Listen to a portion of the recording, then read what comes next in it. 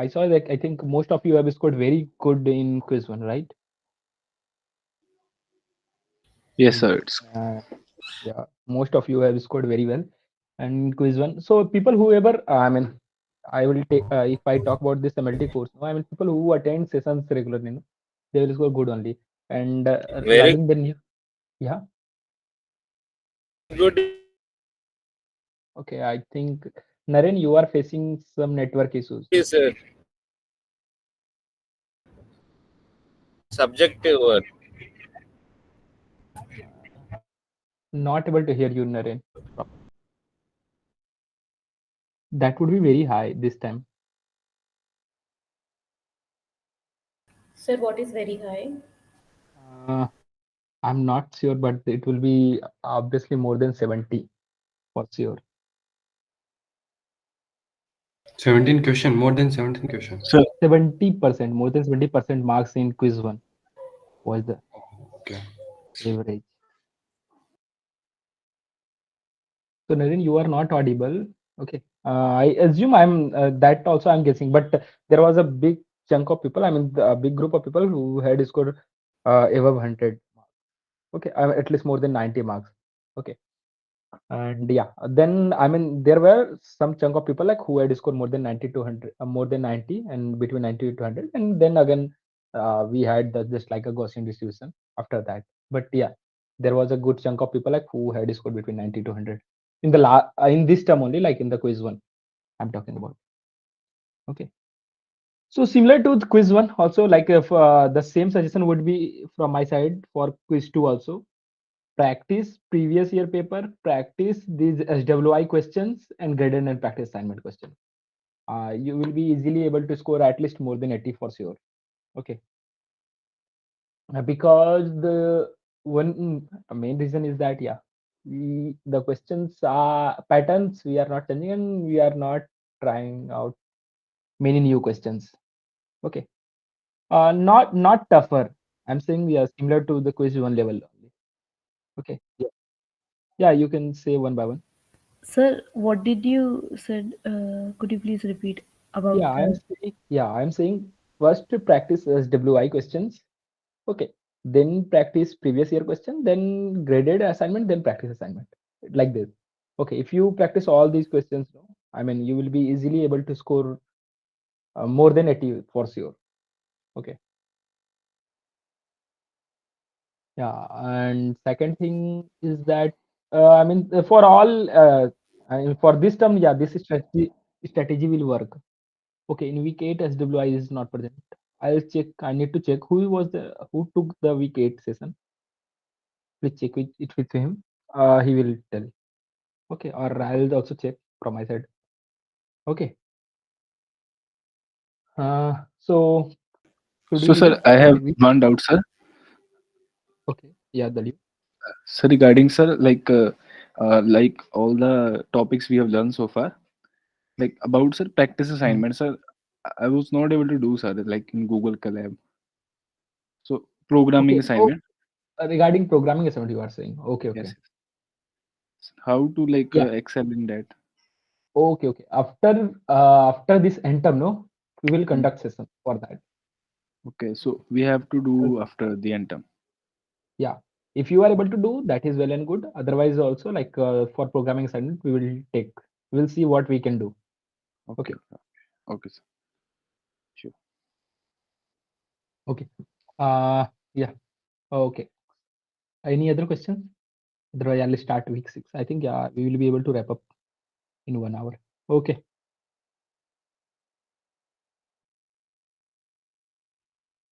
Written SW assignment solution. Okay. TA discuss it, no, in their session or in our session also. Okay. Okay, we will try, we will check. Okay. Otherwise, yeah, we discuss SWI questions in our sessions. You have the video. Uh, I mean, you can go through the recording. Okay. Even if we try to, okay, TL session you do not watch, but the SW. Okay, okay. Then directly refer that session, that question. No, I understand your issues, Ritik. Okay, but the fact is that, yeah, all the recordings are available on YouTube. But The fact is that it will take some time to convert it to the some written solution. Okay, and share it with you all. Okay, so that is there. For now, I would suggest you to go through the. Yeah, I understood your point, Ritik. Okay, I mean it will take time. Okay, I'll check. Okay, okay. Let's begin with.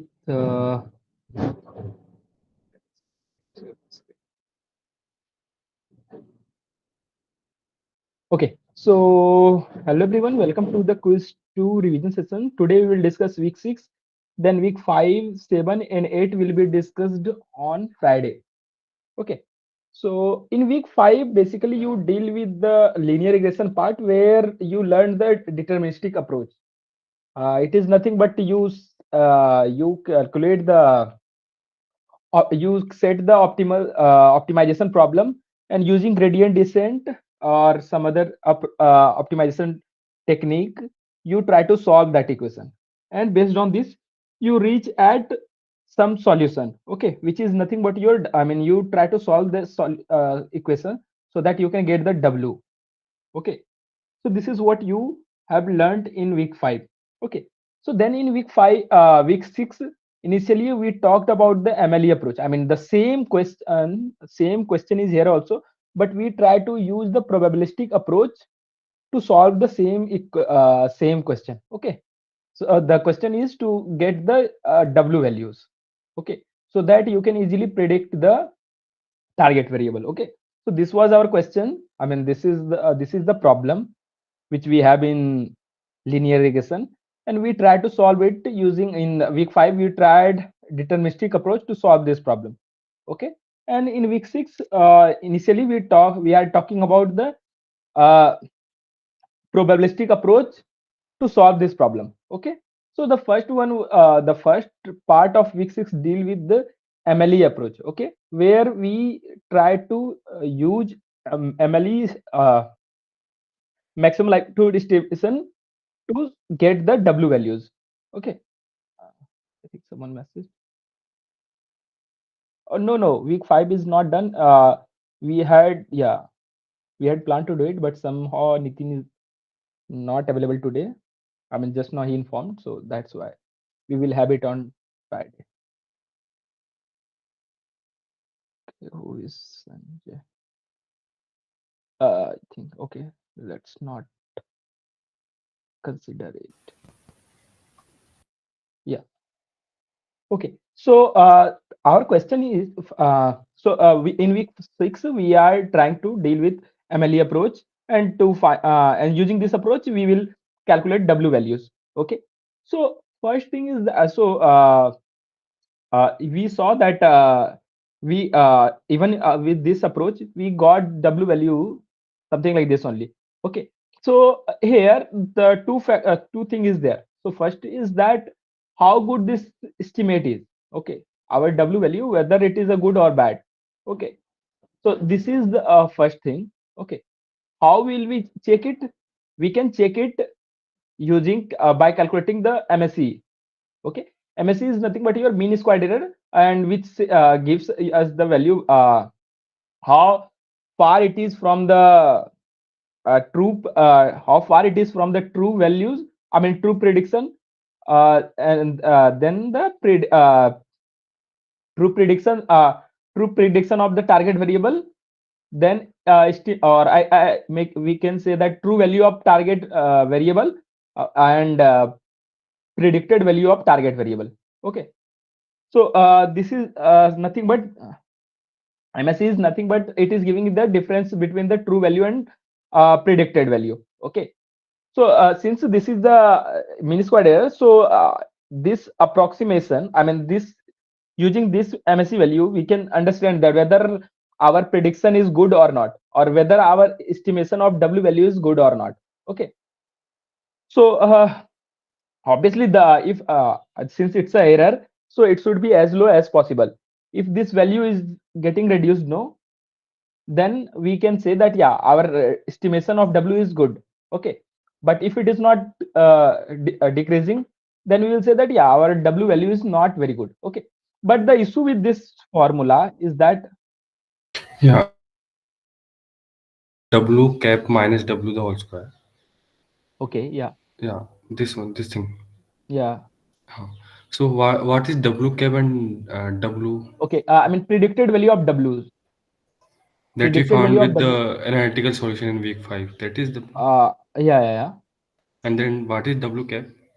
So W is W W cap or W? Which one are you asking? Both, both. What is Okay, the so difference this between these? so this W is a true parameter values. Okay, true parameter values, I mean, and what this does one it? is estimated parameter values. Okay, let's say you have these many points. Okay, these many samples. So these are the population. From here, you took this sample.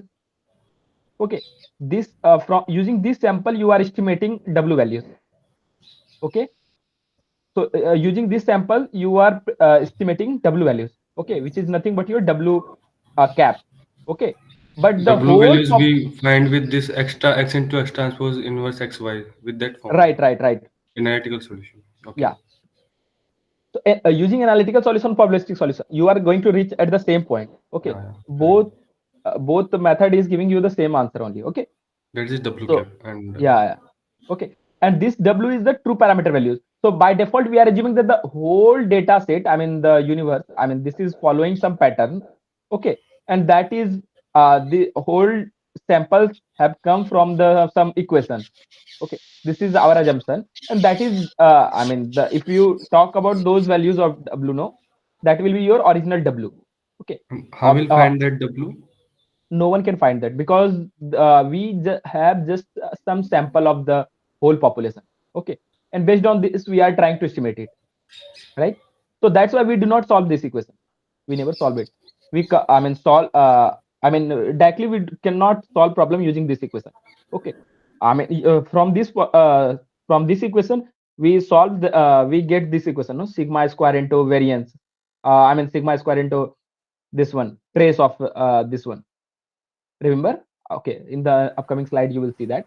Okay, So why do we want to make this assumption that this will be my mean squared error? Like, okay, so mean square error will be that only, no, your true estimate upon, I mean your true value upon predicted value. Okay, so mean square error is what mean square error is saying, no, I mean what you have predicted. So originally this value is something, some value is there, and what you have predicted now. So the difference between these two, the square of these two, right? See, again, I'll tell you. Okay. So what is okay? Let me see whether all these things are written in some slide or not. Otherwise, I'll write and I'll explain. Okay. Mm, okay. Let's go with this one. Okay. From here only, like I'll explain each and every part. Okay. So what is happening? See what happened. First, you had a problem. Okay. You have, let's say you have some 100 samples. Okay. You have 100 samples. Based on these samples, you will calculate W values, right? So which is nothing but your WML. Here we are representing it using WML. Okay. So based on these 100 samples, you will calculate W values, and you got some W value. Let's say anything. Okay. I mean some vector of W. Okay. But what we are saying is that this original 100 samples would be following some pattern. Okay. Ideally, these 100 samples from I mean let's say from the okay see, you understand, no, population and samples. Let's say yeah. you have, yeah, so you have population, and there from this population you can get that W value. Okay, so ideally the assumption is that this population has all the data. Okay, and from here you can get the W original. Okay, and the difference between W original and WML is going to give you the mean squared error, right? Got this or not? So the WML will be more only for that sample. Yeah, only for these, I mean, 100 samples. Okay. Based on these 100 samples, you are going to calculate this WML, right? So see, ultimately this W is nothing but your true parameter values or population parameter values, okay, which Okay. no one can find, okay, because no one has all the data, all the samples, okay. So that's why what we are doing is that we are solving this equation into some other form so that we can get some value. I mean, we can solve it. Okay. So once you solve it, you will get this value, this one, sigma square into trace of XX transpose, inverse of XX transpose, right? So this one is solvable for us at least, right? Here also, if you see, okay. So in the next step, what we are seeing is that this is the mean square error. Okay. Once you solve it, you will get this form. So this mean square error is for only the sample, right? We are talking about. Yeah, 100 samples, no. Okay. See, okay, what we are doing is that, let's say you have, okay, maybe again I should repeat some real world cases. Okay, so here let's say you have features, okay, maybe any example, okay, maybe class marks only, okay. This is your physics mark, chemistry marks, okay, math marks. And based on this, I'll predict your 10th class marks, 10th grade, okay, based on your physics marks in class 9th, okay. I'm saying all these marks of class 9, okay, or maybe test, okay, maybe test of class 10.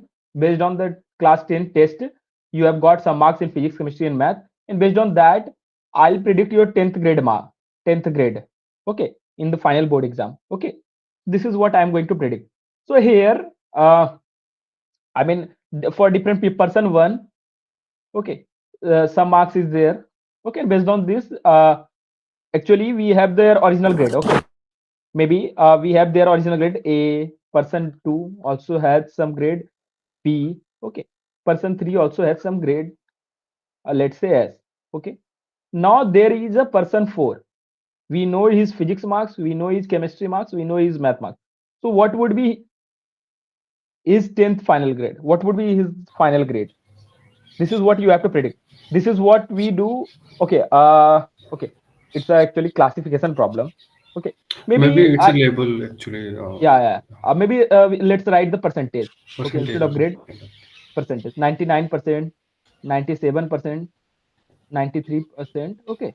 So similarly, we have to predict the percentage of this person, okay, person 4, what it would be. How can we say? So here what we are doing is that we are using all these values, okay, and we try to, okay, so based on these values, we will try to make one linear equation, okay. Maybe 3 into p1, 3 into p plus 2 into c plus 5 into m, okay, just by doing something, okay, by maybe, okay, 3 to 5, 5, 10, This 3 upon 3 to 10, 10 5 we upon, can find with this okay. So using W, just, no? yeah, Uh, just give me a Double second. star. Okay, so this is your final equation, okay. 10th grade equal to this, okay, 10th percentage equal to this, okay. So this is your W1, this is your W2, this is your W3, right? This is your feature 1, this is your feature 2, this is your feature 3, right? So based on this, you can predict 10th percentage of this guy, of any guy, okay. Person Mhm. 4, if I put the person 4, p value, c value, and m value, we will get the person c, person 4's percentage, 10th percentage, right? Correct. So here this W1, W2, and W3 is nothing but your W estimates, okay, which is your WML or yeah, W cap, whatever you say, W star, okay, yeah, WML. Okay. okay.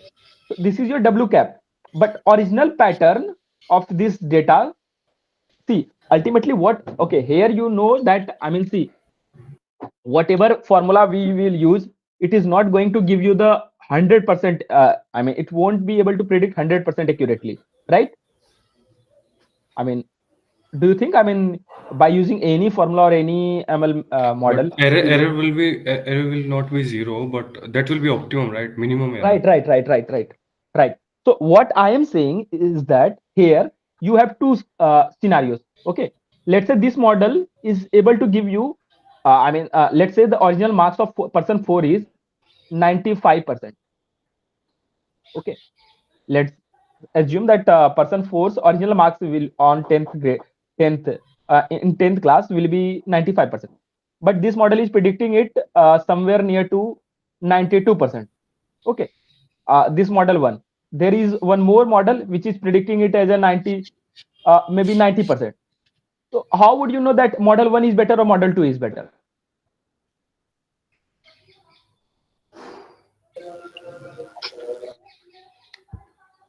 How would you know whether model one is better or model two is better? If you have So to it's cross validate. The help of projection, error. sir. Yeah, sorry.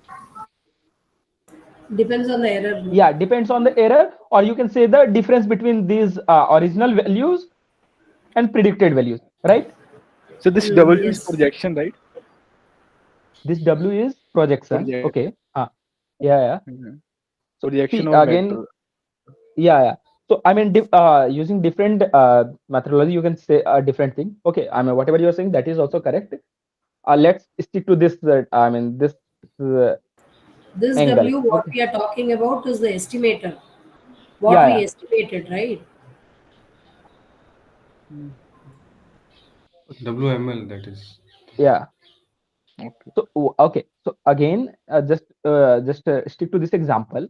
Here we have model one, which is giving us W, where W1 is 3 by 10, 0.3, W2 is 2.2, W3 is zero point 0.5.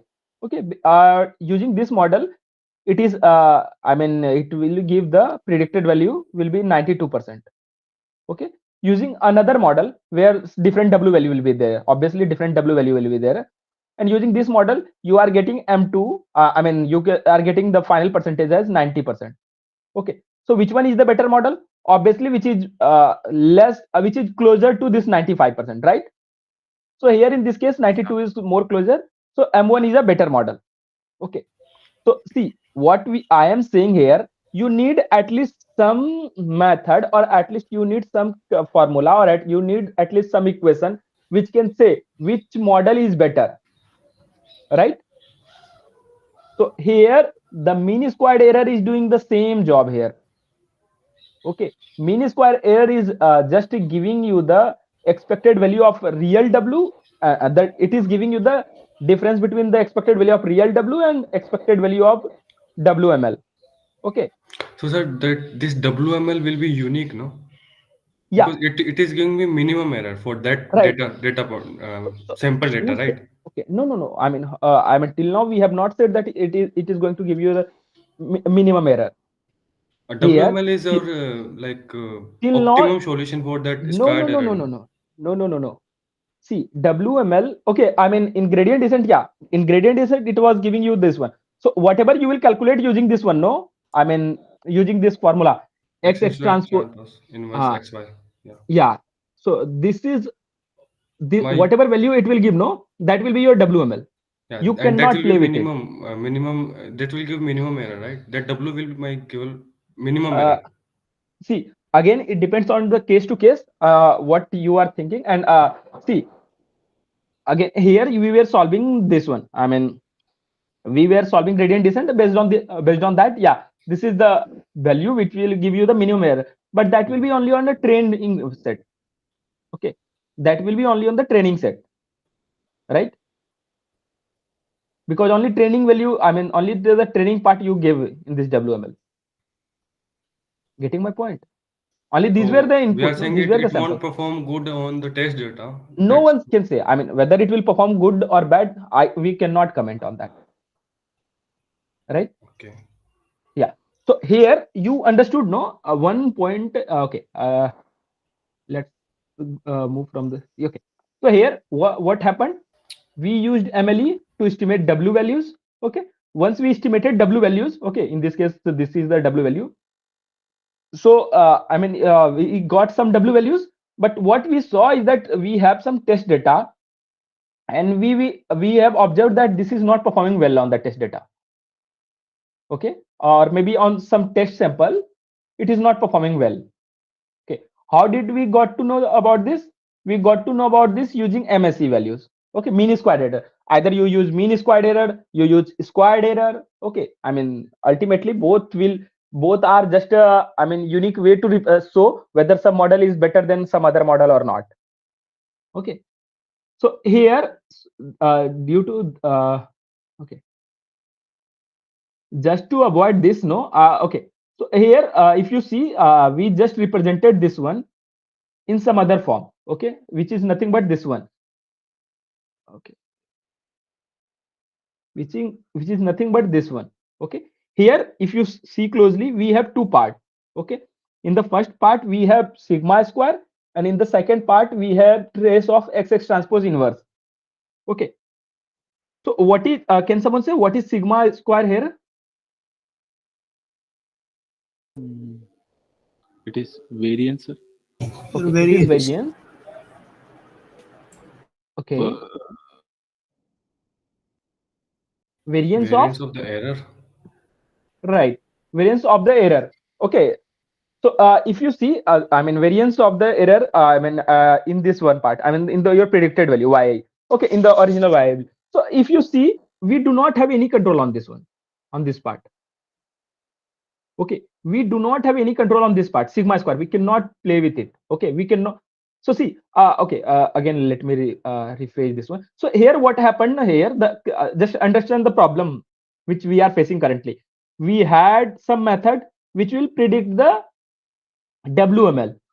Okay, and this W is nothing but this is coming from the original parameter values, which is not known to anyone. Okay, for the mathematical calculation purpose, we are assuming that, yeah, I mean it is that since here we have original value, so based on this we are saying that, yeah, this is I mean how much our value is deviating from the real one. Okay, so in case of training, yeah, we have this, and we have this understanding. So once we solved into some we solved it and we got some other format. This is the one, for this is another format. What we are assuming is that using our ML approach, here we are always going to get just one W values, one set of W values. Okay, means always we are going to get only one model. Okay, another model we will get when we will take different samples. Okay, here we had no, I mean let's say 1 lakh samples or unlimited samples. Let's say this 100 samples we got, no, then based on this we can get one MN model value. Okay, then for to get another model we have to take different samples. Okay, or at least some other set of samples, right? Then only we will get different model. So the issue is that we want, I mean somehow we just checked our test data and we saw that our model is not performing well on the test data. Let's say our model performance is somewhere, I mean at least, yeah, it was, the difference was little huge. Okay, maybe not 92%, let's say 60%. Our model was predicting the value of I mean the final value of sample 4 at 62%. Okay, so what will you do in this case? Okay, yeah, Tarika, yeah, Simran, Sir, I have a question. yeah, Sir, you said that we have two model and we are comparing these two models, right? So for okay, first model, I am taking one set of data and for another model, I am taking different set of data. So how can we compare? Like if we want to compare, ideally we should do for one model, like for both the model, we should try with both this, like the same set of data. Then only we'll come to know which one is yeah. performing better, right? Okay, so here I didn't say like that. What I am saying here is that let's say you have these 100 samples. Okay, based on these 100 samples, okay, you got this model. Okay, which is predicting the value for sample 4 at 62%. Okay, let's forget M2. Okay, okay. Okay, From the data, we are creating the model yeah, from the first yeah, set of data.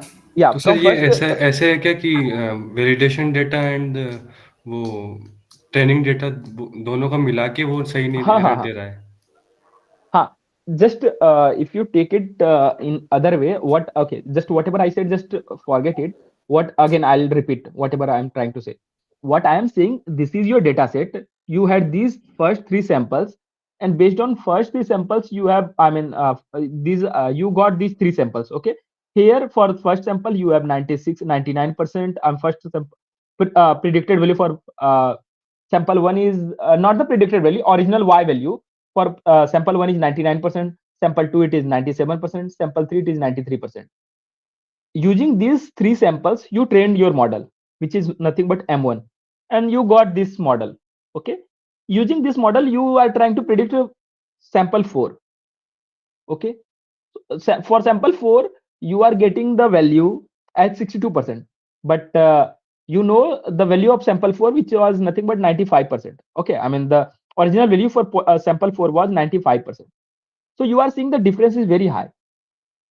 Okay, or whatever way, somehow you know that this w is not working well. Okay, on test data or maybe on validation data or whatever you say. Okay, you want to change this w value. Okay, or you want to do something so that you can change your model. Okay, so to change your model you have only two ways: either you change your samples only, either you change samples, or either you play with these w values, right? Only two method you have: either you change these w values or change the samples, right? Right. Yes, sir. Okay, That is okay, from the entire population. We have to select some other sample and again test it, exactly, or change the coefficients. That is the W1, right, W2, W3, right, exactly, to the mark. and trying whether we are getting a better label when compared to the original one, Right, wherein the difference is not so much. exactly. Okay, so you understood the problem. Okay, now you have understood the problem. The problem is that using this approach or using this method you are going to get one set of w values. Okay, and if it is not performing well no on your test data or your on your validation data, you do not have any other option. Okay, and every time you are not going to get different samples. Okay, you would have some fixed number of samples. Let's say you have 100 samples, then maybe you can, what you can do is that you can play with 80 samples and 20 samples you can keep as a validation data, or using different validation technique you can do different method. Okay, so but still, okay, so this is one this method also works, but obviously this method won't help you to improve your model too much. Okay, so in the if you bring some new samples, then it may help or it may not. But yeah, this is the issue.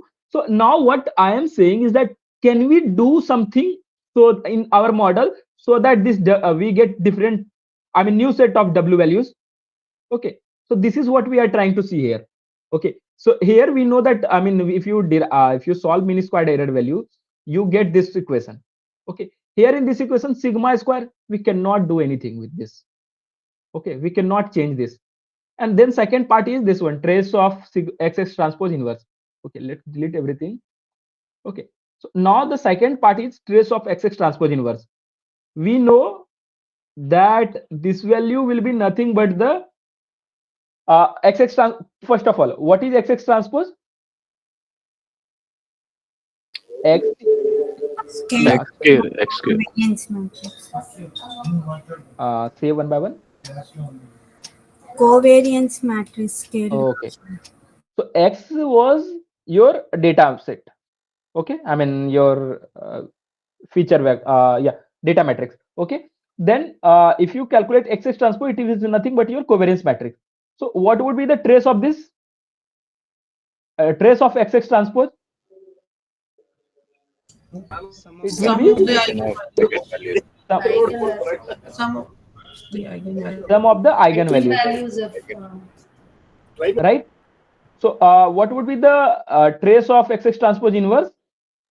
It will be 1 by 1 upon lambda 1 plus lambda 2. Okay, like this, or maybe 1 upon sigma lambda. So here also, see, if you see here also we have x and xx transpose. This is exactly the data matrix. Okay, you cannot play with But this also. Yeah, sir, it is it not 1 upon lambda 1 plus 1 upon lambda 2? yeah, Maybe. Okay, yeah, right. Sigma should be here, right? Uh-huh. Yeah. Because Okay, every eigenvalue will correct. inverse itself. Right. Okay, you're right. Okay, I hope you okay. Anyways, I mean, if you got the point, yeah, that is important. Okay, so here, if you see, uh, okay, so here, if you see, you have this part also you cannot play. Here also, this is directly coming from your data set, so you cannot play with it. So what we want here is to put something inside this one so that we can change. I mean, by changing that particular thing, we can get different set of W. Okay, then we will see whether our MSE is increasing or decreasing, right? Okay, see, again I'll say our ultimate aim is to get different set of W values so that we can check whether our model is performing better on test data or not. Okay, so this is the our assumption that we will get least squared error, but that will be only on the training data. Okay, so you have some set of training data. Based on that, you calculated WML value, and you are trying to check this WML on some test data or validation data, whatever you say. Okay, and you found that this is not doing well on the test data. So now you want to change your W value. Okay, I mean, you have two options to change the model: either change W values or change the complete sample. Complete sample change option is not feasible to you, so you are going with this. You will tweak, put some extra, you will put some value, or you will put some constant inside this mean square error formula so that you can tweak the W values. Okay, so for this purpose, what we are doing here is that we will introduce one extra term, right? So for this purpose, we have introduced one extra term inside this one, which is nothing but lambda. Do not get confused with this lambda. I mean, you here you were getting the eigenvalues. So this lambda is not eigenvalue. This is some constant which we have introduced from our side. Okay, we will play with this lambda values. We will change every time. We will change this lambda value. No, here in this equation, if you see, okay, here in this equation, if you see, you have x transpose. This is directly coming from your data set. You have x, you have y. All these things are directly coming from the data set. Only lambda value is there which you can play with. I mean, which you can change here. Okay, and every time if you set some different lambda value, you are going to get different W values, right? So if this is your new W equation, no W new equation, then your MSE will be nothing but sigma square into 1 upon lambda I plus lambda, right? So because this is the trace, this will be the trace of this part. Okay, so okay, here, so see, till now everything is clear to all of you or not? So just a question that, sir, can you please again tell the purpose of adding lambda I? Okay, so what I am saying here is that, see, using the MLE approach, you got some W values. Okay, you got some W values, right? Let's say in that case, physics chemistry case, you got W2 into physics plus 0.3 into chemistry plus 0.5 into math. Okay, these are your W. Okay, actually this will be your Y. Okay, Y predict Y cap. Okay, Y cap is nothing but 0.2 p plus 0.3 c plus 0.5 m. Using this formula, you saw that for sample 4, for fourth person whose original marks in class 10th was 95%, but using this formula you are getting somewhere near to 90%. Okay, or some value which you are okay, or 62% or something like this. Okay, so where you think that, I mean, you can have some better model. Okay, I mean, you could have some model which is better than this one. Okay, which can predict the better, which can predict better than this model, right? Yes, sir. So if this is the issue, then as of now you do not have any solution, because see, either you change all samples or you change these W values. Okay. Yes. So how would you change these W values? You cannot change it randomly, no? Okay. So that is the problem. So to get the different sets of W values, what we are doing here is that we are introducing new term here, lambda, inside this bracket. So that by changing this lambda value, I mean, we can play with this lambda values. Okay. We will put sometime we will put 1, sometime we will put 0.1, sometime we will put 0.5. And by changing this value of lambda, we will get different set of W values. Okay. So this Maybe, lambda is not the eigenvalue. yeah, it is not the eigenvalue. Okay, sir. This is some random variable, I mean, which random value which you are going to put. Okay. I mean, depend on your mood, something like this. So usually ideally what we do here is that we keep a set of lambda values. Okay. 1.1, 0.5, okay, maybe 0.1, 0.01, okay, 0.001, okay, 10, 100. We are going to put all this value of lambda one by one, and we will see whether, okay, let's say take these three values. Okay. Okay. Let's say we are going to take 0.1, 1 and 10. So what we will do here now, we will take first 0.1, lambda equal to 0.1, and we will see our new I mean, we will get some new sets of W values, and we will see how it is performing on fourth sample. Okay. So let's say this one is giving 0.1 is giving you the using this 0.1, you got some new W values. Okay. Instead of 0.2, you had 0.5 or 0.6, something like that, different set of W values. And using this one, now you're predicting for example, let's say instead of 62%, let's say you are predicting 65%. Okay. Or using this lambda value for sample 4, you are predicting, let's say, 55%.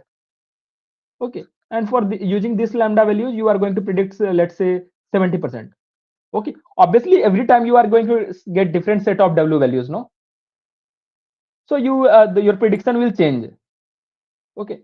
So for some cases, you will see that your model is performing better. Okay. Okay. Better among all the models. Okay. In that case, you are going to use that W values only. Okay, sir.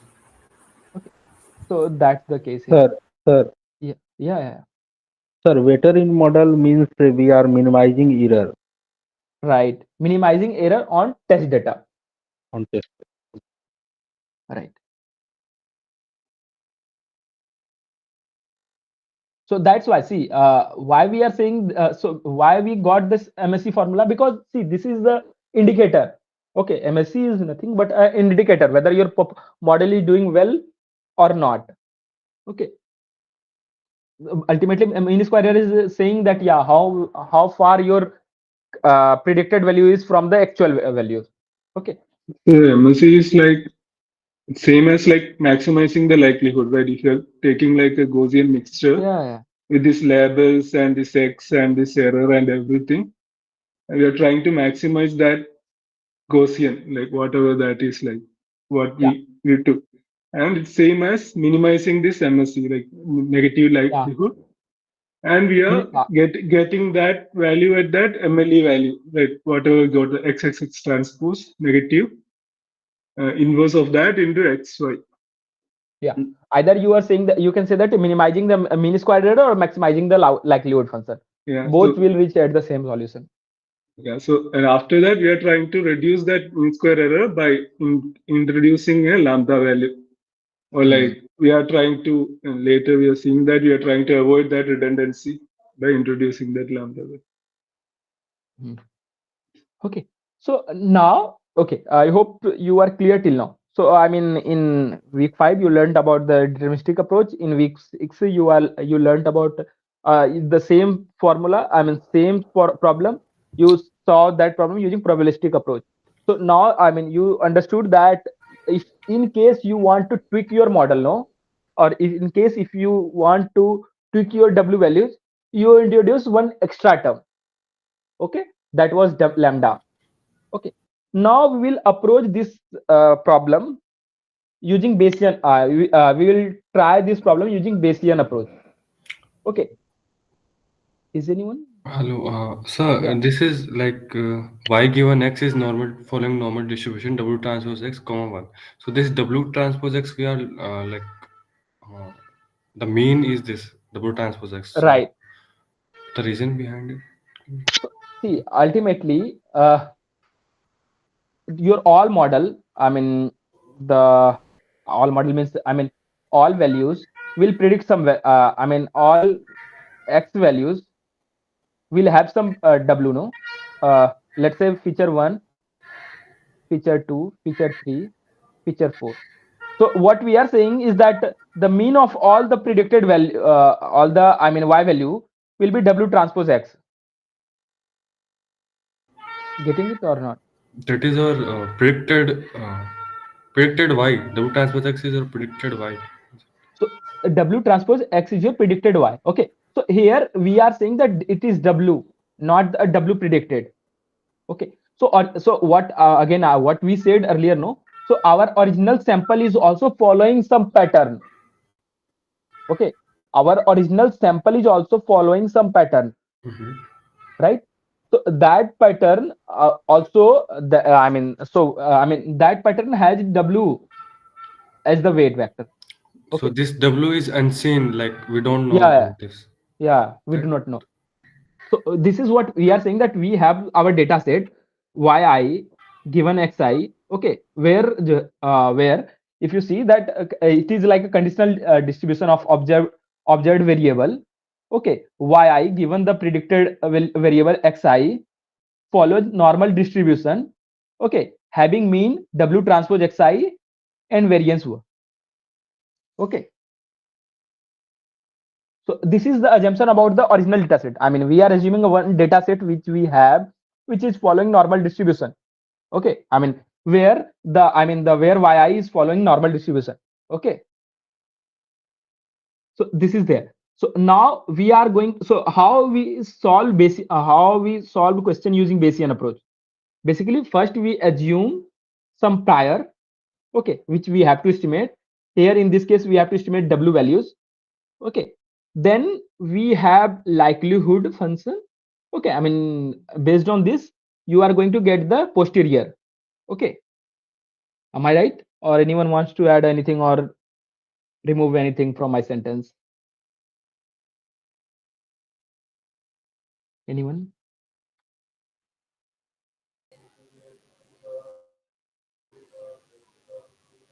Anyone is saying anything? So prior is this normal zero, and we are going to find posterior, right? That's what you're saying. Right. Okay. So basically, based on prior and Hmm. likelihood of the Yes. collected samples, we are going to calculate prior. Prior. We Yes. are going to calculate posterior, and Hmm. we will update our belief about the variables. Right. This is how we do Bayesian. This is how we solve problem using Bayesian approach. No. Yes. Yes. Sir. Okay. So here we have assumed that, let's say our data follows normal distribution. Okay. So this is what we are saying, that let's say our data set follows normal distribution, where I mean yi is the your predicted, I mean, target variable given some xi values. Okay. And here the mean of all the target variable are W transpose xi. Why we said that? Because we are saying that our W is also following our, I mean, sample is also following our sample is also a subset of our population values, our population part. Okay, and here the populations I mean population is also following the uh, population is also a result of some mathematical equation W transpose x. Okay, I mean yi equal to W transpose xi. Okay, so this is what we are assuming here. Okay, so But obviously the sir, mean will, yeah, we are taking variance one yeah, in week 5. We have seen y1 given xi, yi given xi, normal distribution W transpose xi, variance sigma square. right. So actually this won't be one. Actually, maybe by symbol they are denoting it as one. I mean, Yes, obviously the professor used to want to make the calculations easier, but he said it will be some sigma square. But to get Okay. the calculations easier, he's using this one. Even if you use sigma square, it will be just come under like what there will be that first term sigma square into, it won't make much difference. Okay. So let's see. Let's go to the Bayesian approach. So in Bayesian approach, what we are saying that we are assuming that our prior will be a prior for W will be such that it is following normal distribution, having mean 0 and variance gamma square I. Okay. So here, obviously, one interesting question would be why we are assuming a mean as 0, right? I think yeah. So that is one thing. Okay, we will take it at the next slide. Okay. So here, this is our prior. Okay. And if you see here, we are assuming these are our data sets, training data set. Okay, x1, y1, x2, y2. X1 is the matrix. Okay, I mean the first. Yeah, it is the. I mean it's like the first sample. X1 is your first sample. Y1 is the target value of this sample. X2 is your second sample and target value of this sample. Okay, so you have this. Okay, based on this, what we are going to do here is that based So on what this is this gamma? gamma square, just assume it this is also I mean here again this is the variance. We are assuming that gamma square I is the variance here. Okay. No, so gamma square is just a matrix. So gamma square is a value. If we are once we are multiplying it with this some I, no, then it is going Okay, to give okay, it. sir. It's scalar. Gamma square is scalar. Right. Okay, sir. Okay. So Sir, but using here gamma square is belongs to R d cross d, and it is given there. okay, so here once you multiply it with I, no, then it will go. I mean it will become like that. Okay. So if you see here, okay, I mean maybe okay in the later in this slide you can see that see ultimately this is nothing but your the same equation. I mean which we saw in MLE approach, no, lambda. Instead of this we had lambda, right? Okay, I mean okay we will go. We will move to this slide later. Okay, so here in this approach, what we saw is that posterior is nothing but it is proportional to likelihood into prior. So we put the likelihood value, we put the prior value, and once we solve the map estimate, no, we are going to get this equation. Okay, when you solve this one, you are going to get this equation. This is, I mean, it will boil down to this one. Okay, I mean, to solve this, what you do, you will take the gradient and you will equate it to 0. Then you are going to get this one. Okay, so here okay, maybe here only. Okay, okay, let's talk about it here only. Okay, so ultimately if you see this equation, okay, if you see this equation, okay, I mean is it look familiar to you or not? Yes. Yeah, so you saw, you know, in MLE approach when you introduce new term, Excess term. okay, it was like in MLE approach you had equation like this, lambda I inverse xy, right? In MLE approach, this was your equation when you once you introduced this lambda, a new term in your equation lambda, then it was like this. Here, I mean using this Bayesian approach, you are getting this equation. It is very similar to this one. I mean only difference is that here lambda, here we had lambda, here we have 1 upon gamma square, right? This is Yes, the sir. difference, no? So one thing you saw here is that I mean one thing you can comment here is that Bayesian, using Bayesian approach, you got the equation of W, which is nothing but the same, the old equation which you got using MLE approach by adding one extra term lambda, right? Yes, sir. Yeah. Yes, sir. Sir, can you please just scroll up? Okay. Okay. Here. No, sir. Sir, the next slide. Previous slide or I mean page Next, number. next. Page number 6. Okay. Yes, Yeah. sir. So just this one. So no, I am just looking at some formulas that how Okay. did you get the final one? Okay, here I mean they have not solved it properly, I mean completely. Okay, so you can solve it, you are going to get the same. Okay. Okay, sir. Okay, sir. You will once you multiply with likelihood with prior, no, you are going to get. Okay. Okay, sir. Okay, sir. Uh, okay. So, sir, like, what kind of questions could be asked based on Okay. this? So questions C, if you see closely, I mean, all part, I mean, the most of the parts are derivation here. Okay. Yes, So sir. questions, you can assume that questions will be conceptual. Okay. And the simple concept, if you have gone through the slides now, whatever we have discussed, I mean, Yes, that yes. will be enough. So for questions would be conceptual. And if we, in case, if we ask some questions, numerical question, no, that will be on just some 2 by 2 matrix or something like this. I mean, where you can do the calculation. Okay, Okay. sir. So obviously the calculation which you can do in 5 minutes, that only those type of question we can ask here. Okay. You can think it like one question, you can expect some calculation based. Other than that, the questions will be, I mean, the questions will be conceptual only. Okay, sir. Yeah. So here, if you see the map estimate of this one, okay, of Gaussian prior, here you have two parts. Okay. Here, if you see in the loss function, you have two parts. Okay. First part is this one, which is nothing but your required loss only. Okay. And the second part, you have this one, 1/2 gamma square norm of squared norm of W, right? So here, this term will be called as squared loss. This term will be called as regularizer. So to just think it like, yes, why we have sometimes people introduce two, sometimes people do not introduce, because when since it's a loss function, when you will differentiate it, no, this two will get cancelled. Okay, because you are going to get 1 2, no. So that's why people use it. Sometimes people do, and many people do not use it. So it depends on you. Okay, because ultimately your job is to minimize this loss value. So that's why we sometimes people take it, sometimes people do not take. Here, if you see, you have two part. So this is the first part, this is the second part.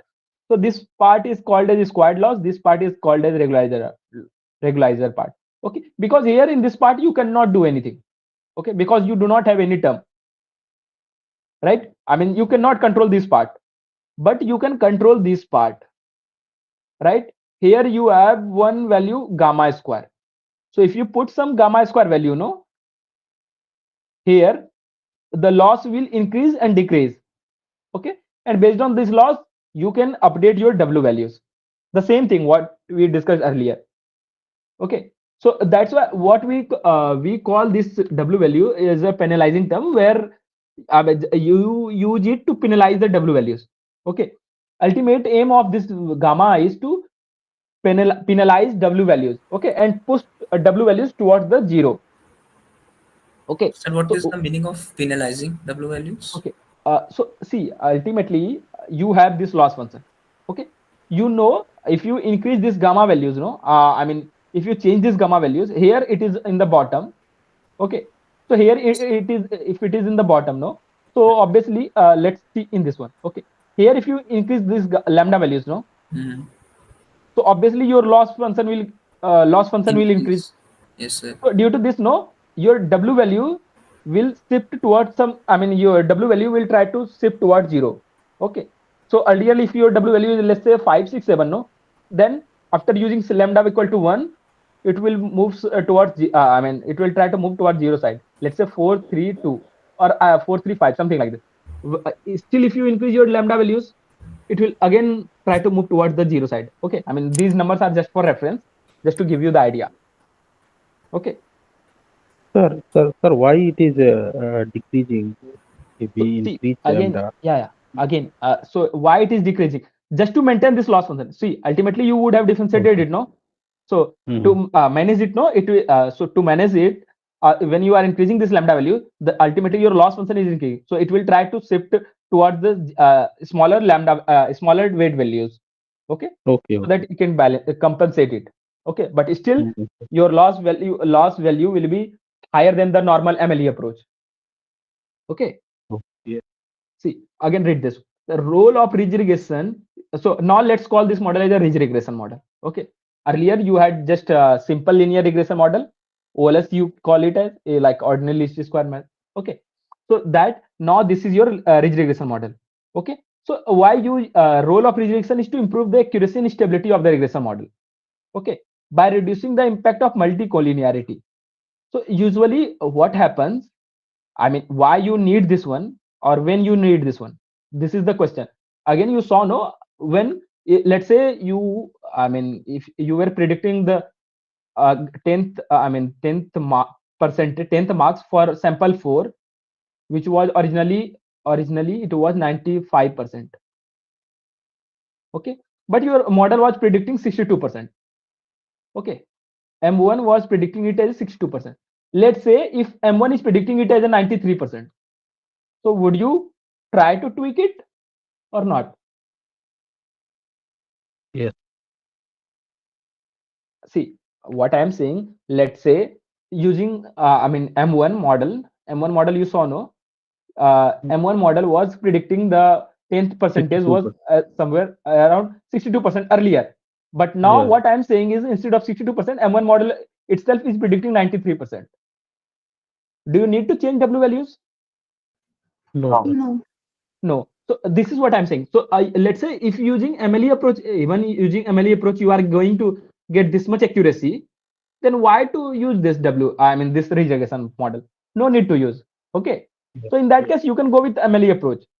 In case if your model is not performing well on the test data, I mean, so here in that case you have to use this ridge regression model.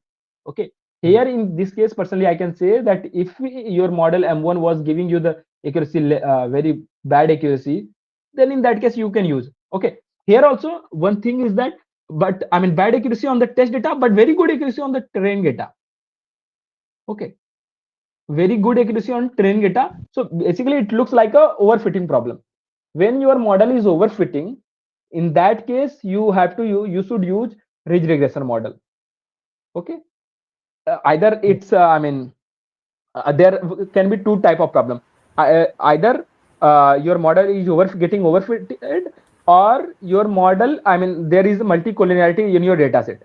In these two cases ridge regression helps you, okay, to overcome with this problem. Okay, so that's So why what were multicollinearity and overfitting? okay, so multicollinearity and overfitting, there is two topic. Okay, so multicollinearity says that there is, I mean in your data set you have two features which is highly correlated. Okay, let's say you have physics marks, let's say you have chemistry marks, let's say you have math marks, and also let's say you have one more column in your data set which is your science marks. Okay, maybe okay, physics, chemistry, math. Okay, let's say, okay, let's introduce the biomarks also. Let's say one more column is there in your dataset which is nothing but science marks. Okay, ultimately science marks will be the sum of these three things, right or wrong? Yes, Yes. sir. Yes. Yes, sir. Yes, Okay, sir. so there is a very high correlativity between these three features and this one, right? Yes. Yeah, so The usually science can what, be calculated with these 3 marks. So, right, so this feature you can create using these three I mean this feature you can create using these three. Okay, so in this case what usually happen is that, I mean in case of, particularly in case of linear regression do not perform well on this type of data set. Okay, typically linear regression do not work well when your data set has multicollinearity. Okay, so there can be two cases. Okay, either this case also, like here using these three you can create one more, you can create one feature. Okay, or maybe it is also possible that using I mean there can be two features which is highly correlated. Okay, let's say bio marks, subject marks, and bio theory marks and bio practical marks. Okay, I'm assuming it. Okay, there is a very high correlation between these two marks. Here if someone is getting 90%, then here also people are getting 90%. I mean it is possible, or maybe some other cases. You just, what I am trying to say is that let's say you have two features which is highly collinear. No, in these cases what usually happens is that when you get your model, no, W1, W2, W3, something like W1 X1, W2 X2, W3 X3. When you get some model like this, no, in this case, they are since here you are thinking, no, you can see here. Okay. Maybe I should write it.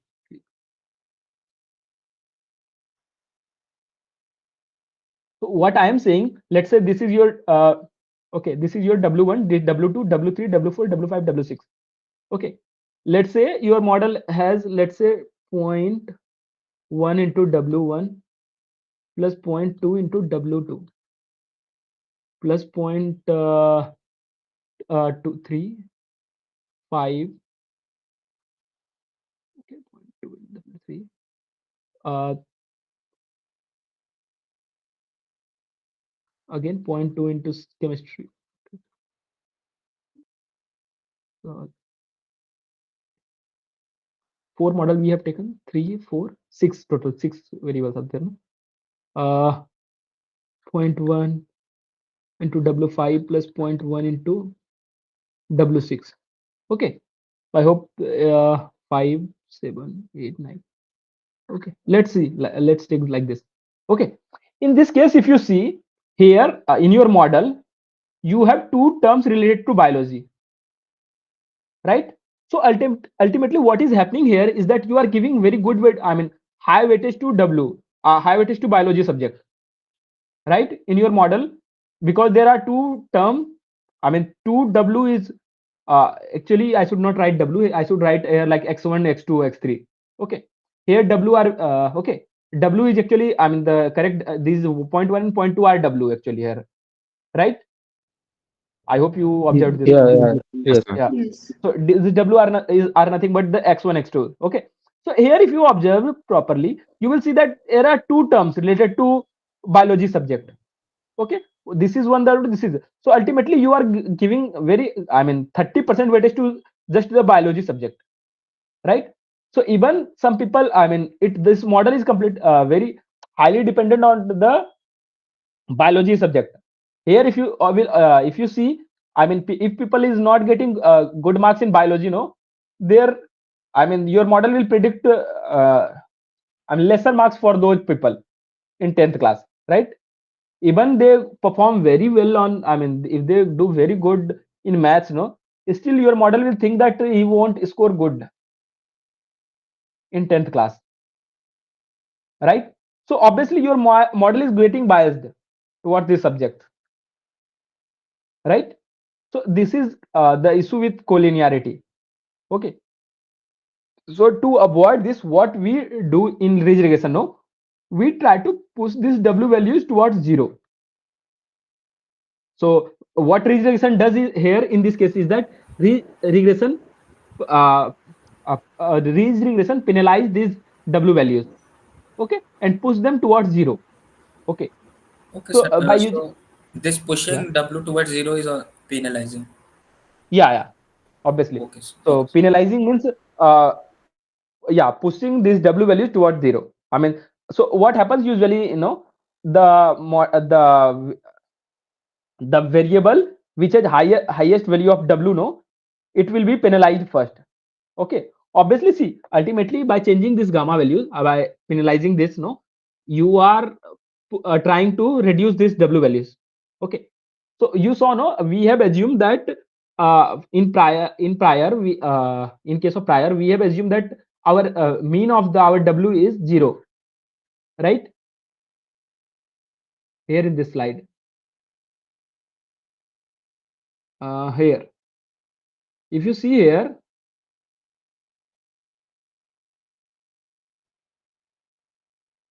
okay, I don't know why this is not working. Here, if you see, we have assumed that mean is 0, right?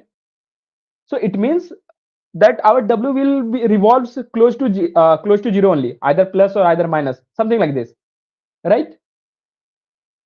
So what I am saying is that, if you change your lambda values, no, okay, it will try to shift towards zeros, okay, and the value which is higher, no, that will be penalized first. So that value will reduce first, okay. So ultimately, your ridge regression will work well in the cases where, especially in those cases where you have your model is getting overfitted, or there is multicollinearity in your data set. Okay. So ultimately, let's summarize this. Map was nothing but least square regression with regularization, right? And MLE is nothing but least square regression without regularization term, right? So here in map, you have complete format, complete formula, and in MLE you have only this part, right? So here, let's try to visualize it.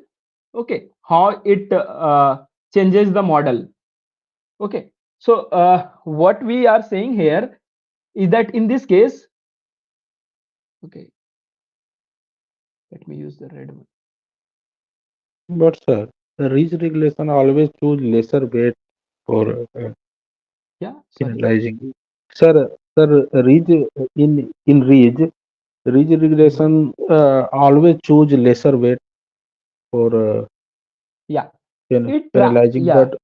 But you have Okay. said that it's first choose a higher weight for penalizing. What I am saying here is that let's say you have weight like this, no?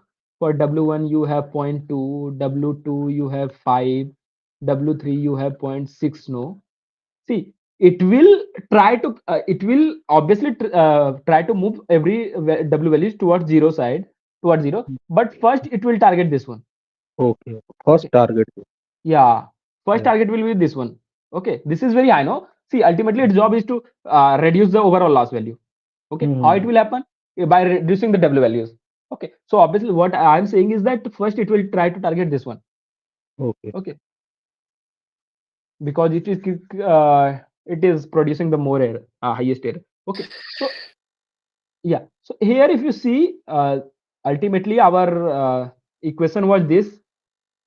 Okay, here we can write this equation like this. So what we did is that we are saying that just we are trying to minimize this one such that the squared norm of W is less than theta. Okay, we can rewrite it like this. Okay, so why we have written like this? So that we can visualize it. Okay, so in this case, here is your W. Okay, here is your WML. Okay, here is your WML. Okay, and what we have assumed here in this case is that squared norm of W is less than equal to theta. Okay, so I mean, if you plot this one, no, it is the equation of circle, so you are going to get this circle. Okay, so what we are saying is that we have to push this WML. I mean, here if you see in the previous slide, we have this equation. Here in this equation, if you see, we are trying to minimize this value such that squared norm of W is less than theta. So ultimately, here is our WML, and we are trying to get the optimal solution. I mean, this is like a constraint equation where the solution will lie inside this circle. Okay, and but we know if we move from here to this side, no, our W value, our error value, MSE value will increase, right? Right or wrong? Sir, we If are we we are Yes. So please repeat once more. okay, yeah, sir, okay, I'll repeat it. Yeah, yeah, someone was saying something. Yeah, say. sir, we are moving because we are increasing lambda value.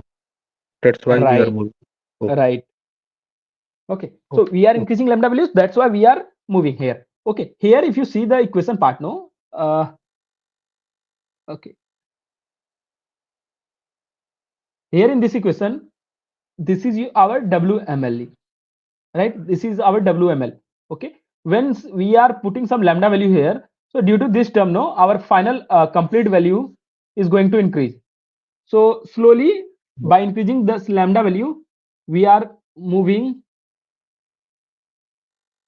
Okay, so by increasing the lambda value, we are moving in this direction.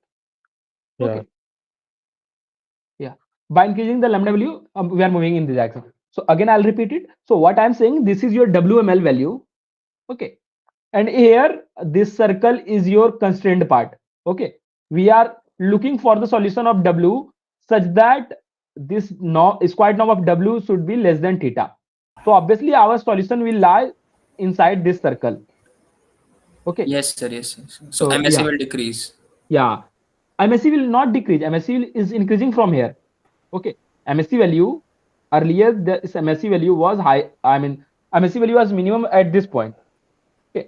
When we had just WML, but Okay. we have to find some optimum solution. So what we saw is that in ridge regression, we have one more constraint here, that square norm of W should also be less than theta. Okay. Okay, sir. So the solution should be some inside this one. So that's why we are trying to move towards this side by changing the lambda values. So we will, and we know that if we are moving in this action, no, our error is increasing. So ultimately, we will try to find the solution somewhere here. Why? Because at this point, the error will be optimum, right? Error won't be optimum, Yes, but sir. yeah, Error. the solution will be optimum. W value will be optimum because at So this W point, will follow the constraint also. right, right. Okay, sir. So at this point, W will also follow the constraint and the solution will be optimum. Okay, sir. Okay. Yeah. So this is what we are doing. I hope you are clear that at let's say if circle, this is circle 1 and this is circle 2, the error will be higher on the circle 2, right? Yeah. Yeah. So okay. And sir, what will the value of W, only W, not WML, if we are increasing lambda, So W here will decrease? see, okay, here if you see earlier, initially here this one is, let's say, your W1, this one is your, let's say, W2. So if you Yeah. see, your W is also getting decreased, right? Earlier it was 10, now it is trying to shift towards the zero side, Okay. right? Hmm. By applying ridge, you are your W value is decreasing, right? WML increase and W is decreasing. Right, right. Okay. WML, not WML. WML is not increasing. Your mean Okay. squared error is increasing. Okay. Okay. Okay. In it. This complete term was increasing. Okay. Okay. This complete term, this was increasing. Okay. But yeah, W value is decreasing. Okay. So Yes. now what we have done, now, okay.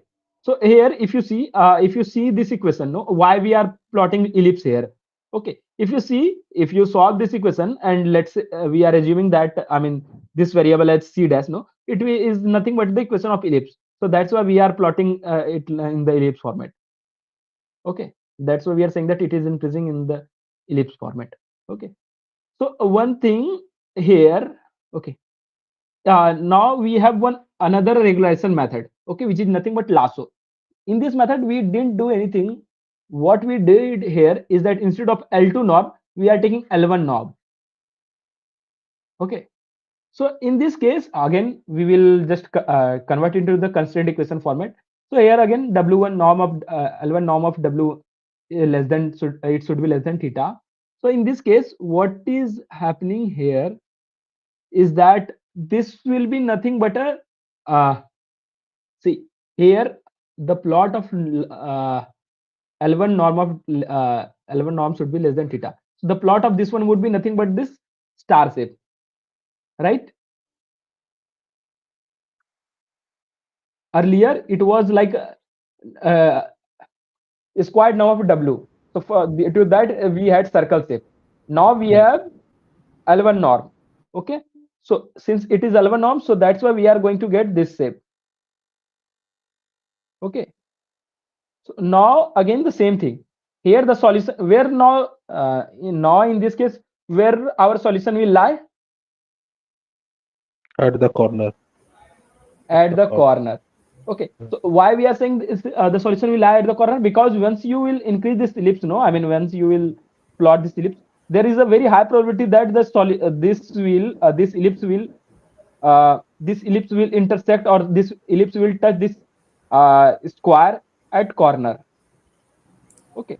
So the Sir, sir, the why can't it? corner which will be Right. closest to the ellipse. Yeah, which is closest to the ellipse. Okay. So that is true. So, but Okay. yeah, what I am saying is there is a very high probability that it will touch this ellipse at the corner. Okay. Getting my point? So there is a very Yes. high probability that this ellipse will touch this rectangle or this square at a corner. So one important property you can see in this case here is that if it touches at some corner, no, in that case one W will be 0. If it touches at this point, then W1 is 0, W2 is some W2 would have some value. If it touches at this point, then W1 will have some value, but W2 will be 0. Okay, so that's why what we say here, what we see here is that in ridge regression, no W value was going to be 0. Okay, in ridge regression, W values was it was pushing W2 value was getting pushed towards 0, but in lasso regression, W value will be 0.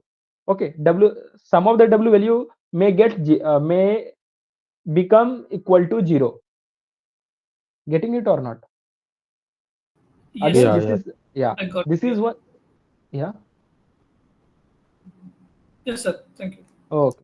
So yeah, this is one important property of lasso regression. So that's why lasso regression is also used for feature selection. Okay. So lasso regression is also used for feature selection. Why? Because it omits few features from the model. Okay. So that's why we also use lasso regression for feature selection. Okay. But ridge regression we use especially in case of overfitting or in case of multicollinearity. Okay. In case, but obviously, if you have to choose between linear regression and ridge regression, then if your problem has overfitting, then obviously you will go with the ridge regression. But there are other models also which is, I mean, which do not have any problem with multicollinearity. It can there are other models which can easily deal with multicollinearity problem. Sir, what Okay. is Lasso used for? Just please. Lasso used for feature selection. Okay, sir. Okay. So in this case, I mean that math, physics, chemistry problem. No, we're talking no math, physics, chemistry, and science marks. Okay, bio marks and science marks. In this case, what Lasso will do? No, Lasso will directly remove this one. Okay, it will give the 0 weightage to this one. Okay, the weight vector of I mean in case this case W5 will be 0. Okay, in such cases. Okay, this is the Sir, this important is property. Yeah. sir, this is also example of multicollinearity Right. of biology, math, physics, chemistry, and Yeah, science. yeah, yeah. Yeah. So Lasso can also use for multicollinearity Yeah, in this so case. yeah. So what I am that's why you have region lasso, no? Region Okay. lasso Okay. is for Multicollinearity features, the lasso will push them to 0, whereas Mhm. ridge regression will be make them very, very less closer to 0. right. Correct, sir? That is the difference, right? Yeah, right. So, but So in general, what we the redundant features are eliminated or given 0 weightage in lasso, whereas in ridge regression they are given closer to 0 weightage. Am I right? right. Uh, Yes. uh, okay. So here, if So, you see, I mean, in general, what we have, what I would suggest you in real life, if you observe that your model is getting overfitted or your model is getting overfitted or in your data set there is a high multicollinearity, okay, all these things, you go with ridge. Okay, lasso typically what I would suggest you, I go in the trial lasso model in those cases when you have to do some feature selection. Okay, mhm. let's say you have 50 features. Okay, again just remember this PCA. Yeah, Why we were going with PCA? But the PCA, because yeah, when you have reducing very dimension. reducing dimension. But the Yeah. issue with PCA was that the issue with PCA was that you were not able to interpret. Yeah. Right, interpretation was the issue because ultimately, let's say you have mm, okay, let's say you have With feature 1, feature 2, feature 3 up to yeah. feature 20, no? So then in case of PCA, let's say you had D1. Okay, after using PCA you got only two feature like Two D1 people. and D2. D1 was the combination of all these and D2 Mm. was also combination of all these, right? Mm. So that was the issue with I mean that was the issue with PCA. PCA. But in the lasso regression, what is happening is that here you do not lose interpretability. It will directly say that yeah, feature 20 is 0. In case of chemistry, biomath, physics, and biomath, physics, chemistry, and science. Here you directly saw that yeah, it is making a science feature as zero. It is giving zero weightage to the science feature, right? So you can easily interpret. So that's why it helps very much in taking decisions. Okay, let's say if you are working in some industry and you have 20 features. Okay, maybe let's talk about it in terms of automobiles. You have mileage, you have mileage, you have maybe price, or you have some other parameters, okay, related to one bike. Okay, and then you have price. Okay, if you see that, and if you see that some price, irrespective of let's say mileage, some redundant, okay, mileage, width of the wheel, okay, uh the parameters what I can see, okay, type of engine, okay, type of engine, okay, number of okay, something like this, brake type, okay, all these things are there, and then you have the feature price. Okay, so in these cases, so if you have to, let's say I would say that if I as a manager I want to know or as a manufacturer I want to know what are the top four most important feature to get the price, which affects the price too much, or which affects the price. What are the top four features which affects the price? Okay, which highly affect the price of the bike. Okay, in these cases, no, you have to select. So basically what the problem is that we want to select some top four features, something like this. This is the problem here, no, I mean this is the statement, this is the concern, this is our concern in this case. So what we will do is that we will use Lasso to select the top four features, okay, which is affecting the price of the bike. Okay, so this is just a scenario which I gave you. Okay, similar to this, we have multiple scenario where manufacturer or the vendor wants to know like what are the top features or the most important features which highly influence our prediction, okay, of the target variable. Our target variable can be either price or the quality of this something or something, I mean anything. Okay, so in those cases, yeah, this Lasso helps. This is one of the, I mean, simplest model. Obviously we have very advanced models, okay, nowadays, but yeah, ultimately see, ultimate people, why people still use linear regression or Lasso regression, these I mean models like this, no, because these are very, I mean it is very easily interpretable. Okay, so that's why even today people use it. Okay, not because of their accuracy. Obviously we have many other model which is very accurate as compared to these basic models, but we do not have that much interpretability on those models. Okay, so this is the biggest strength of this regression, I mean these regression models. Okay, so that's why, so we know that Lasso does not have closed form solution because you saw that, I mean here the constraint equation was L1 norm, right? So here the constraint equation was L1 norm. Okay, right? So obviously it is not differentiable, so that's why we do not have closed form solution. Okay, that's why to differentiate it we need this one subgradient method. Okay, Sir, closed so one solution means what, sir? so Closed one. closed one solutions means, see here, if you see the any equation which is differentiable at all point, no, that Okay. will form closed form solution. But this one, No. if you see that at zero, it is not Hmm. differentiable. Okay, Not different. that's why. So this is the closed form solution in the thing. So I think yeah, that's all from my side. Anything you guys would like to know related to week 6 or related to exam? So in this linear regression problem, what is the meaning of the underfit or overfit? Like, how can we interpret Okay, when okay, our data okay, is? okay. Oh yeah, understood your thing. Uh, Apart from this, any other question related to this slide? Otherwise, I'll just close this one and I'll open another Sir, blank page. Yeah, please, sir, please. loss function, sir. Sir, we have seen loss function. Sir, from where we did Okay. get such loss function? From where? From where did we get loss function? Loss function is nothing but this one only. I mean, see, this one only. Okay, Okay, here, if this you one see is this one, yeah, here you had two terms, no? Okay, so here only like what we are saying is that I mean your actual value minus predicted value. Okay, so it is okay. the square of this one. I mean, this is your this was your first term, and second term was this one here. L2 norm of I mean, yeah, one up lambda, lambda into a squared norm of w. Okay, so it is similar to Okay. this one only.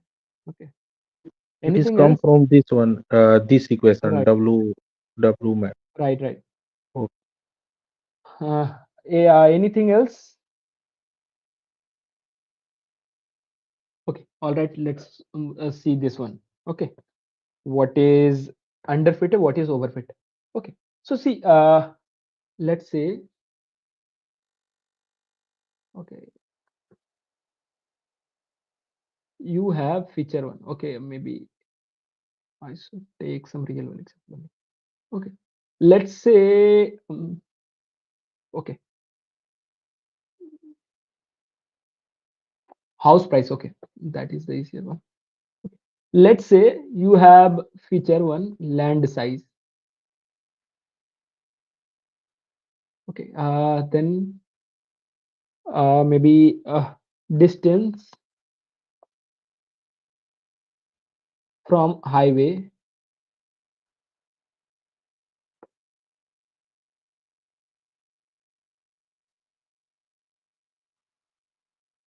distance from highway. Then you have distance from airport, distance from airport, distance from city, distance from city, or distance from railway station,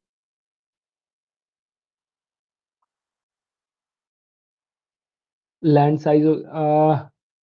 Maybe what other factors affect the price of house? Just tell Number few other. of rooms, maybe. Okay, number of rooms. Okay, other thing, number of floors. Washrooms also. Okay, number of washrooms. Okay, let's go with yeah. So here, if you see, we have seven features. Okay, and based on this, we have target variable price. Okay, this is your y. This is your x1, x2, x3, x4, x5, x6, x7. Okay, so you have these features, and based on this, you are going to predict the price of a house. The problem is house price prediction. Okay, so ultimately your job is to predict the house price. So you have few samples. Let's say if, there is a house one. Okay, let's say you have a house one. Okay, sample number one, which has a price of, let's say, 50,000. Okay, let's say the land size is something unit, some unit, maybe, okay, let's put some unit, 1,000 square feet, distance from highway 5 kilometer, 3 kilometer, 2 kilometer. Okay, again 1 kilometer, number of rooms 5, okay, 4, number of washrooms 2 or 3, something like this. Okay, then you have another sample. Again here also house price like 1 lakh, something like this. I mean some random numbers I'm putting. Okay, you have all these things. Okay, then you have three, let's say we have total 5 samples like this. Okay, and then you have sample 6 and sample 7. These are your, okay, these are your validation samples or test samples, you can say test samples. Okay, so here also you would have, I mean your model will predict a price, and okay, but for this sample 6 and sample 7, you have other parameter values. Okay, So in this case, what will happen? You have these 5 samples for training purpose. Training purpose.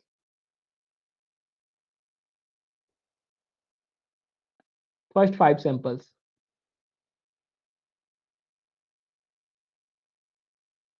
Based on this, based on this, no, first 5 samples you use it for training the model.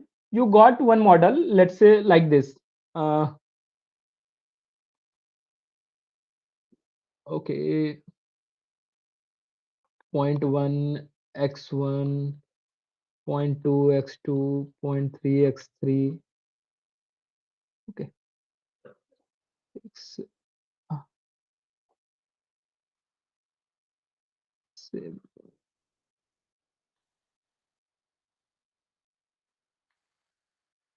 Okay, you got this model.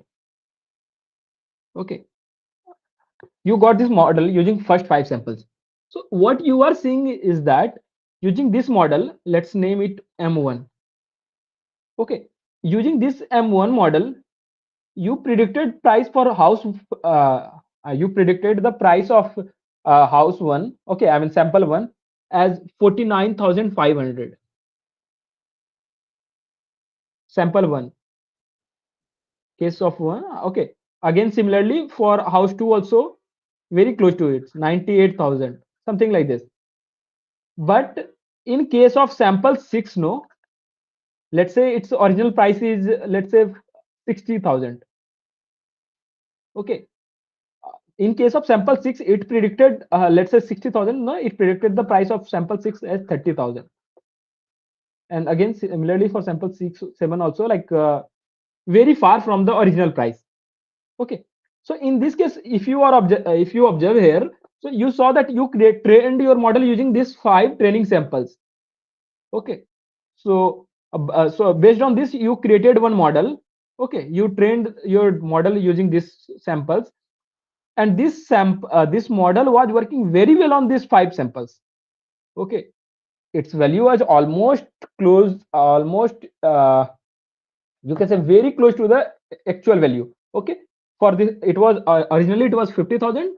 Your model is predicting it as a 49,500. This is 1 lakh. Your model is predicting as 99,500, something like this. Okay, very close to this original value. So what you are seeing is that your model is working very well on the training data, but when it comes on the test data, here it is 60,000, your model is predicting 30,000 or 40,000, 50,000, something like this. Your model is not working well on the test data. In these cases, we call the at our model was our model overfitted on the training data. Okay, but in this case, okay, again let me write. Overfitting means perform very well on test data. Okay, sorry, training data.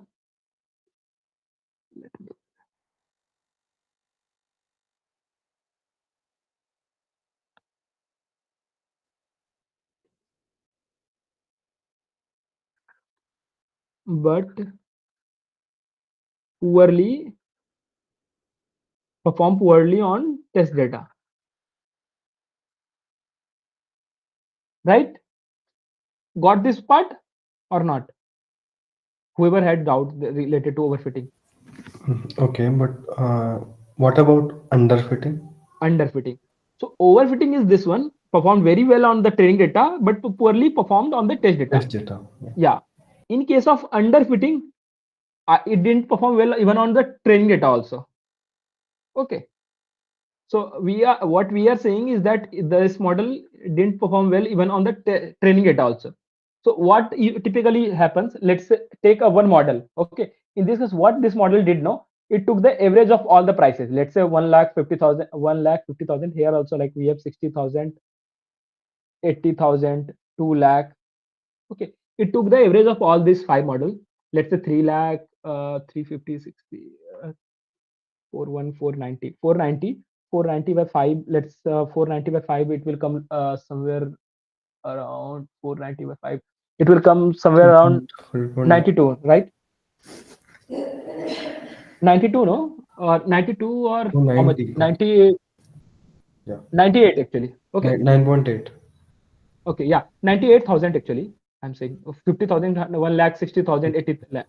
Okay, 80,000. I'm saying the price is 80,000. Okay, so it was something like 98,000. Okay, the average of all the 5 houses. So let's say you created one model which is predicting the price of all the houses as 98,000 only. Okay, so if you see for this model, for this sample one, it predicted price as 98,000. So you can see very bad performance. Here for this one, it again predicted value as 98,000. So for this one, it was very good, but for this one again, very bad. For this one also, like close to the original one. It predicted 98,000, but close to this one. But for this one, very bad. So if you see this model, no, this model is not performing. And forget about the test data. Even on the training data, also it is not performing well, right? So it is not performing neither on training data nor on test data. Okay, so that's why we call it as an underfitting. If in terms of graph, if I say no, okay, here what is happening in case of training and in case of, if see the graph, no, here, let's say you have sample 1 prediction here, sample 2 prediction here, sample 3 prediction here, sample 4 prediction here. In case of underfitting, okay, I'll draw 4 lines here. So one line is like this, okay, or maybe, yeah, okay, let it be line 1. Then again we have one curve like this. Okay, maybe all should, yeah, okay, let's assume that this is moving from, yeah, it came from origin. Second one is like this. Okay, this is your L2, then this is your L3 like this,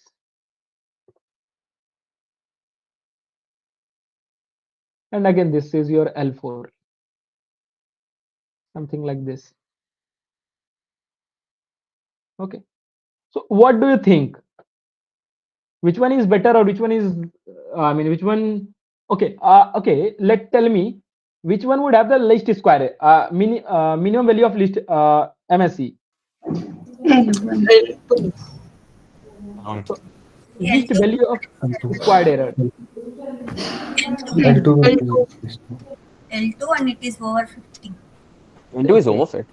Yeah. Yeah. So least value of MSE, here we have the least value of MSE in case of L2, right? Then highest value of MSE, which one is L4 or could be L3. L4? L3 or L4. Okay, yeah, you can say like that. But here for this point, even for this point, okay, yeah, you can say, okay, yeah, either L3 or L4. Okay, highest value of MSE. Okay, so if you see, observe here, what is happening in case of L1, it was trying to fit a line, okay, or a simple line. In case of L2, it is trying to directly remember all the points. Okay, it is actually trying to memorize the y value of all the points. Okay, all the training points. It is trying to memorize this one. So that's why what will happen in case of L2, whenever some new data point will come, no, for that typically L2 won't perform well for that point, because in case of training data, since it model already have the output of these values, no, of these training point, so that's why it tried to memorize those values. So that's why it performed well on the test data, on the training data. So that's why least this one was giving the least value of MSE. But whenever we would have the new samples, no, or test samples, in that case this model will perform very bad. Okay, so this is the issue with this L2. And these are the model like which has the highest MSE in this training set, no? L3 and L4, because these are very simple models. Okay, and it is not even I mean, it is the error for this training data set, training data points is also very high in case of L3 and L4. So that's why we are saying that in case of L3 and L4, these model L3 and model L3 and model L4 are underfitting. Okay, so if you see the graph, okay, I mean, I hope somewhere you would have read it, or either you will read about this bias variance trade-off. I mean, has anyone discussed about it or not? Anyone can say? It is in the lecture. It is in the lecture. Yes. Okay. Tutorial. Yeah. Here, if you see this graph, no, here in this side you have bias. Okay, and if your model, when your model will move toward this side, no, this side. Okay, this is your variance, this is your bias. Okay, here if you see, if you move toward this side, no, your model is getting overfitting will happen. Okay, your model is getting overfitted, and if you move toward this side, no, your model will underfit. Okay, so it is like this. So ultimately you have to reach at this point. Okay, always with all models, this is the issue. When you increase the variance of the model, no, your model will overfit. Okay, so that's why you cannot increase the I mean, variance too much, or if you introduce too much biasness, no, then your model will underfit. So that's why you try to shift towards this point. You try to find this sweet spot, so that either neither your model is getting overfitted, or nor your model is gets over underfitted. Okay, something like this. So this is there. Okay, so if you see one example, okay, I think in one of the session I had shown that. Just let me search it on the Google.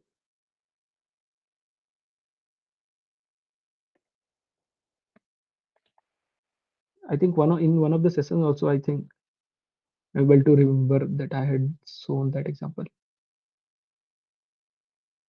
Okay, it's fine. I think I'll share my screen. So here, if you see the issue with this one, I mean, see, this one is the problem. I mean, this model is trying to overfit. Okay, and another model, I mean, this green one is trying to overfit the data, but this black one is trying to, I mean, it is just trying to fit. Okay, so that's the thing. Okay, and overfitting. Okay, bad. I think this one is the, here if you see, what is the issue with this bed? This bed is best for those person who sleeps like in this particular pattern. Okay, for them it is very good, but not everyone sleep like this, right? So that's why, I mean, this is one of the meme related to overfitting problem. Okay, yeah, I think that's all from my side. Sir, I